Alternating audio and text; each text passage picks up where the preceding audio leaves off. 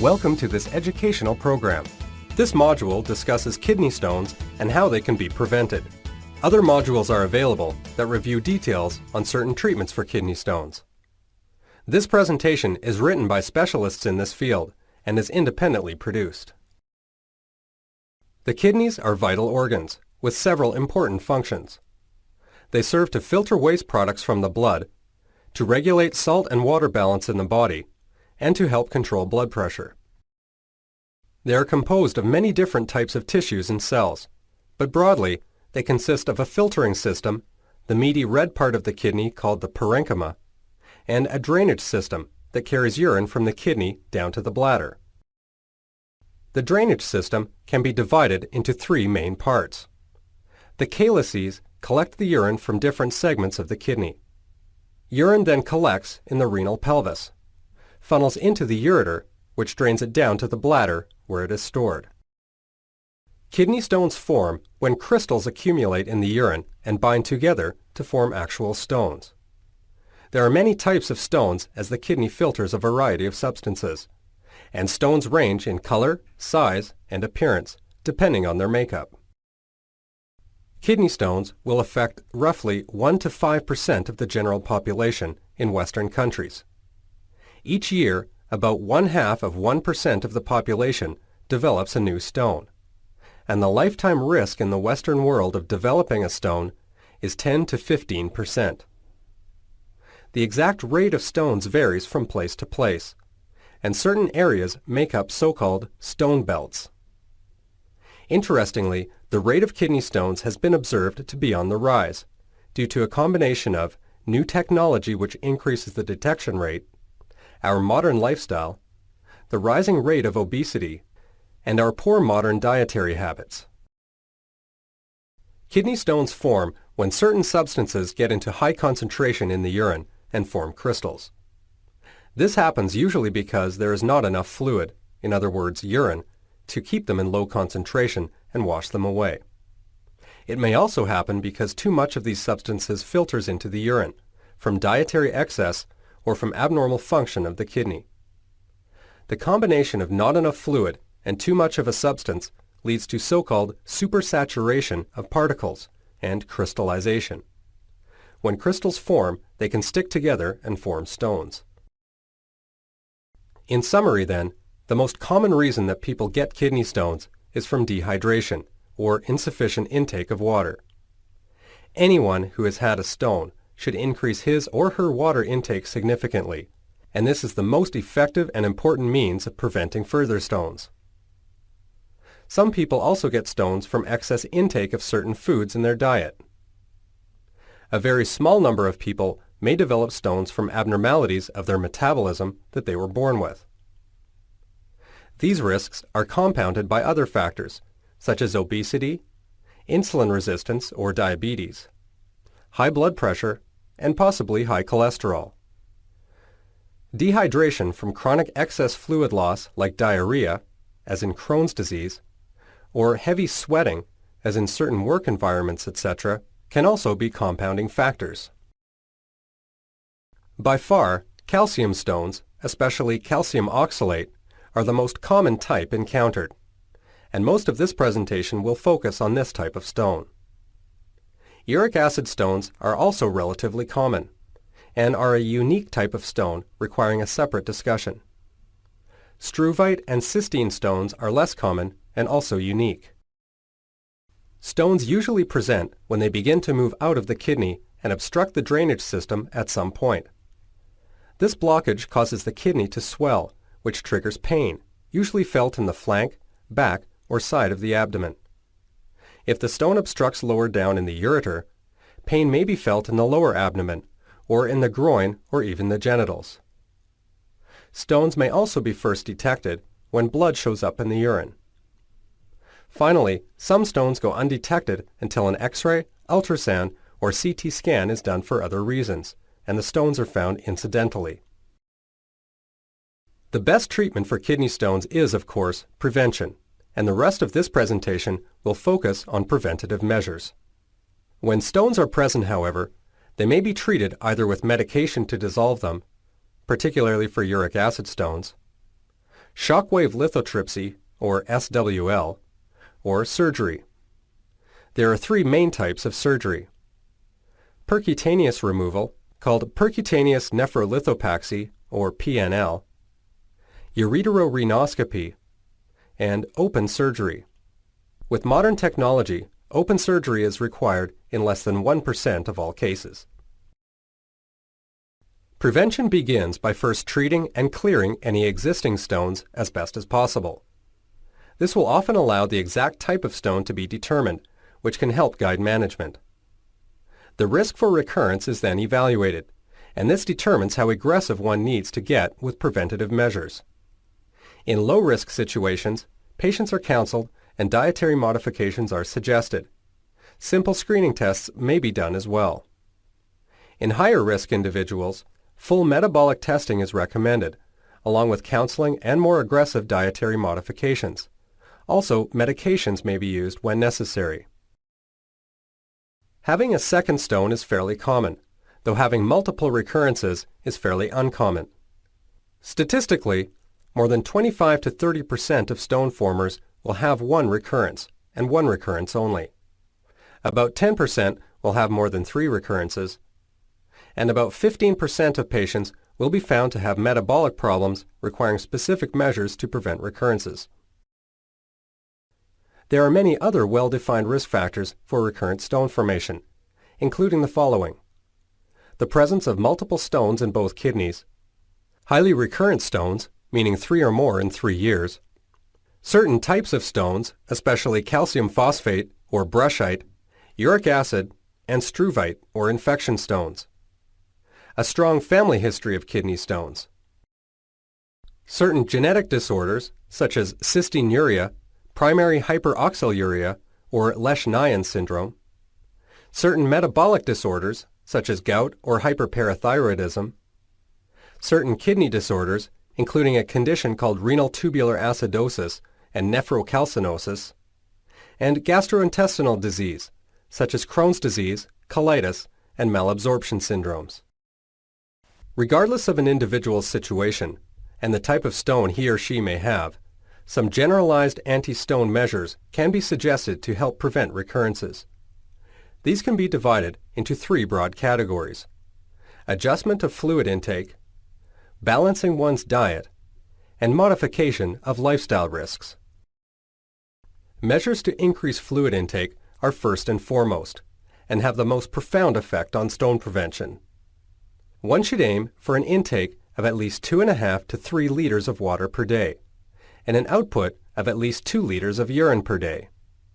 If you are doing this right, the urine should be dilute at all times. Water, of course, is the best fluid to take in, but if not water, then other non-caffeinated, non-alcoholic beverages. Finally, it is important to drink this fluid throughout the entire day and not just in binges. Most of us should aim to eat a diet that is rich in vegetable fiber, rich in alkaline potassium found in fresh fruits and vegetables, and has a normal calcium content. In other words, do not purposefully avoid calcium. The diet should also be limited in salt or sodium chloride, animal protein, sugar, fat, and oxalate. Many of these topics are discussed further in later slides. If you are a recurrent stone former, your doctor may have you meet with a dietitian to work out a specific diet that is tailored to your situation. For anyone who may be interested, this is an example of a specific recommended daily diet for stone formers. A dietitian can help you translate this into a practical diet to introduce into your daily routine. More and more, the importance of modifying lifestyle risks to help prevent stones is being recognized. Essentially, these recommendations are the same as those for prevention of heart disease. One should try to keep his weight down, reduce stress, and maintain regular physical activity. When exercising, fluid losses from sweat should be replaced. The rest of this presentation will touch on some specific recommendations for certain types of stones. Calcium oxalate stones are by far the most common type seen. They have been shown to be preventable through the measures just listed, and are usually a fluid, dietary, and lifestyle problem. Real metabolic problems are a less common cause of these stones. Calcium oxalate stones develop because of dehydration, and in some, an excess of oxalates in the diet. Importantly, excess calcium in the diet is not the problem for most people. Obesity, high blood pressure, high cholesterol, and lack of exercise may be additional risks. This slide lists some of the common foods that are high in oxalate, and these should be moderated as much as possible. These include rhubarb, spinach, tea, chocolate, nuts, beets, sweet potatoes, leeks, parsley, raspberries, and strawberries. Most people only absorb 6 to 14% of the oxalates taken in with food. Stone formers often absorb more, or produce more in the body. This may be from excess dietary intake, lack of calcium in the diet, altered bowel function leading to increased absorption, or a genetic disorder leading to high production of oxalates by the body. Once again, it is not recommended for most people to stop taking in calcium once they've had a stone. As noted, normal calcium intake is recommended. Less than 1% of patients will benefit from calcium restriction. These patients have a particular disorder called absorptive hypercalciuria type 1. The reason calcium should not be restricted is that it binds to oxalate in the gastrointestinal tract to help get rid of it, which actually helps to prevent stones. Furthermore, reducing calcium from the diet can lead to weakening of the bones. Having said this, it is also not recommended to take supplemental calcium for the purpose of preventing stones, but simply to keep a normal intake of calcium in one's diet. If you have been recommended to take calcium supplements for the purpose of maintaining bone health, such as for some postmenopausal women, etc., that is fine, but you should use calcium citrate and take it with meals. Certain patients with calcium oxalate stones may benefit from a prescription medication. Potassium citrate, or magnesium potassium citrate, is commonly used for some recurrent stone formers. Citrate inhibits stone formation, and its use has been shown to prevent recurrences. One limitation of this therapy in some is that it commonly causes stomach upset and gas. Fluid pills, or diuretics, especially hydrochlorothiazide, are recommended in recurrent stone formers with high urine calcium levels. Uric acid stones account for 5 to 10% of all stones.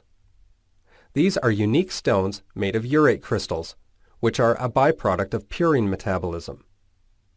These stones do not show up on plain X-rays, but are seen on ultrasound and CT scans. Uric acid stones form in a number of settings. Like all stones, there is an increased risk with chronic dehydration, especially with chronic diarrhea and gastrointestinal disease. Also, excess dietary intake of purines, discussed shortly, can lead to uric acid stones, as can excessive protein breakdown, such as with tumor breakdown during chemotherapy. Metabolic problems causing high blood uric acid levels, or hyperuricemia, may be associated with both uric acid stones and gout.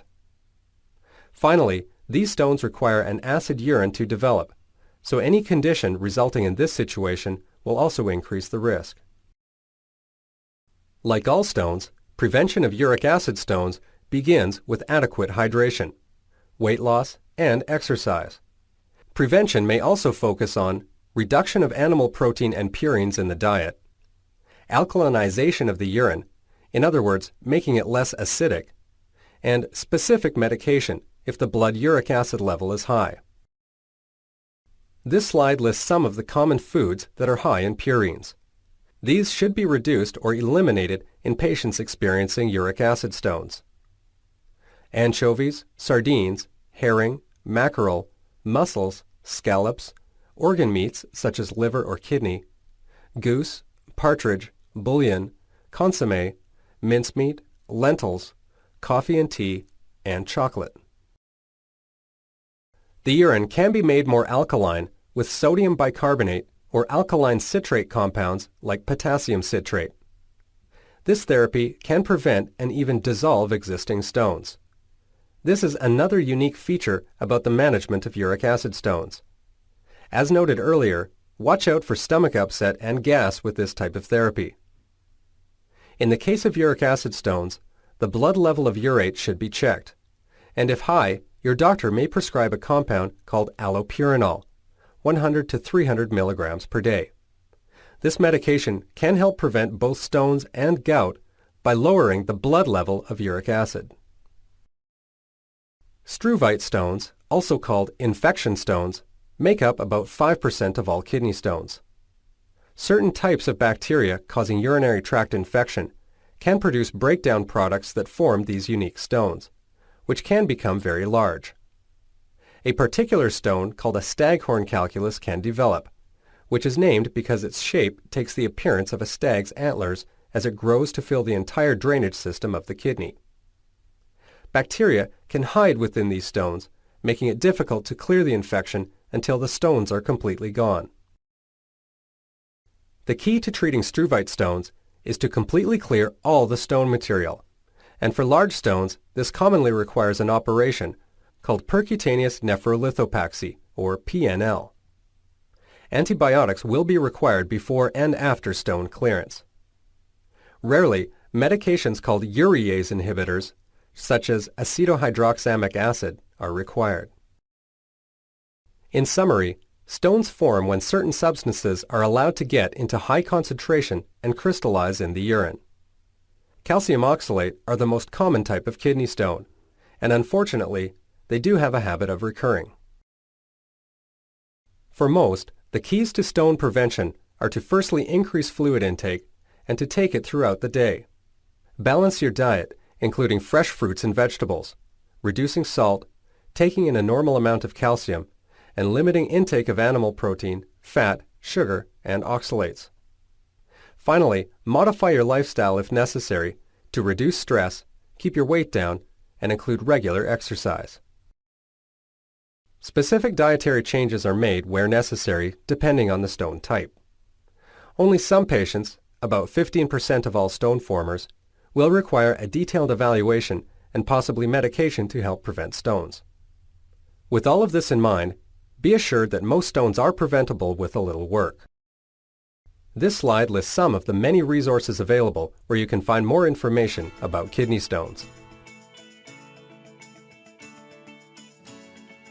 These references were also used to assist in preparing this presentation and are available at your local medical library.